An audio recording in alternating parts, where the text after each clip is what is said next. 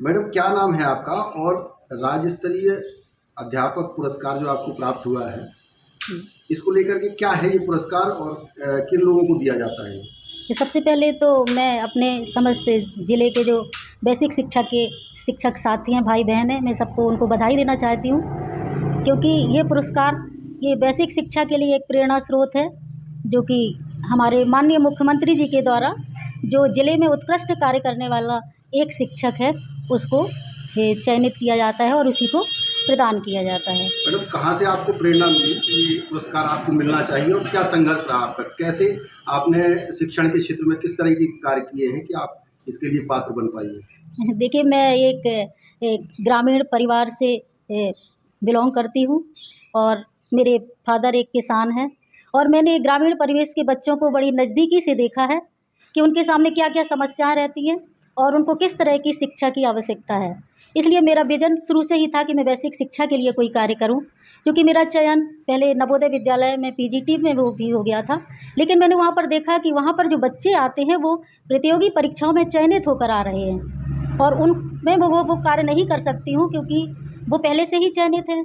और उनके तो मैंने उसको रिज़ाइन कर दिया उस जॉब को। इसके बाद मैं 2009 में बेसिक शिक्षा में आई और मैंने तभी से हार्ड वर्क चालू कर दिया और इसके बाद मैंने 2010 में एक बच्ची थी रितेश राजपूत, वो सैनिक स्कूल में चयन हुआ उसका और 2013 में मैंने देखा कि जब मैं पूर्व माध्यमिक विद्यालय उरवारा में थी कि वहाँ पर बच्चे गुटखा और सिगरेट का सेवन करते थे, तो उसके लिए मैंने उनके ऊपर रिसर्च किया, अपने प्रधानाध्यापक जी से अनुरोध किया, मीटिंग बुलाई और ऑडियो वीडियो के माध्यम से उन्हें गुटखा और तम्बाकू से होने वाली हानियों के बारे में समझाया, जागरूक किया और मैंने देखा कि 80 में से लगभग 30 बच्चों ने ये गुटखा और बीड़ी खाना बंद कर दिया था। इसके बाद 2018 से मैं इस विद्यालय में चयनित होकर आई और मैंने देखा कि वहाँ पर जो छात्र संख्या थी वो बहुत ही कम थी, तो इसके लिए भी मैंने कार्य किए। मैं घर घर गई और बच्चों का नामांकन करवाया। नामांकन करवाने के बाद मैंने देखा कि बच्चे नामांकित तो हो गए, लेकिन विद्यालय आते नहीं थे। वो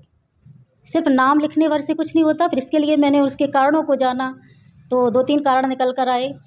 जैसे कि उनकी आर्थिक स्थिति कमज़ोर थी, उन पर काम का दबाव था और माता पिता का शिक्षित ना होना, क्योंकि मैं बड़ी नज़दीकी से जानती हूँ इन समस्याओं को, इसलिए मैंने अभिभावकों की मीटिंग ली, उनको जागरूक किया और बताया कि शिक्षा से होने वाले क्या-क्या लाभ हैं और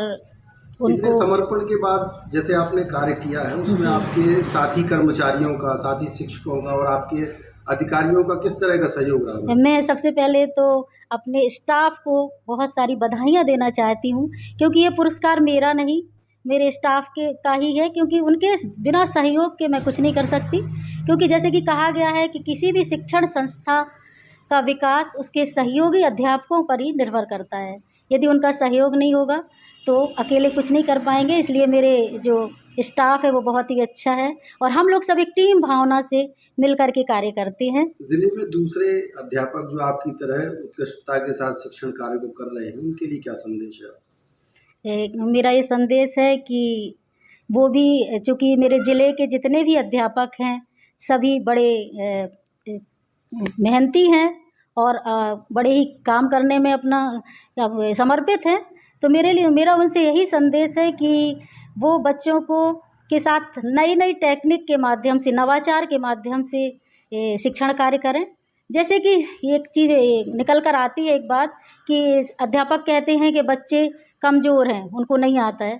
तो मैं उनको एक संदेश देना चाहती हूँ कि जैसे एक कक्षा है, उसमें हम शिक्षण कार्य कर रहे हैं, तो शिक्षण कार्य में हम बच्चे को कमज़ोर ना कहें, क्योंकि उसमें 2 तरह के बच्चे होते हैं, एक जल्दी सीखते हैं किसी चीज़ को, एक थोड़ा देर में सीख पाते हैं। तो उनको अलग से ना बैठाकर, उन्हीं के साथ में बैठाकर शिक्षण कार्य करवाएं। जैसे कि मान लीजिए हमने 2 शब्द एक दिन में सिखाए, तो अगर वो 2 शब्द ही एक दिन में सीखेंगे तो वो दिन दूर नहीं कि जो हमारे शासन की मंशा है कि निपुण भारत जो मिशन चल रहा है, उसमें जो हमारे लक्ष्य निर्धारित किए गए हैं वो जब हम प्राप्त कर सकेंगे, क्योंकि हमारे पास समय बहुत रहता है। यदि 2 अक्षर ही सारी क्लास के बच्चे सीखते हैं तो वो एक दिन पूरे लक्ष्य को प्राप्त कर देंगे और हमारा प्रदेश, पहले तो जिला और जिला के बाद प्रदेश भी एक प्रेरक प्रदेश बन जाएगा, और जो कि हमारे मुख्यमंत्री श्रीमान मुख्यमंत्री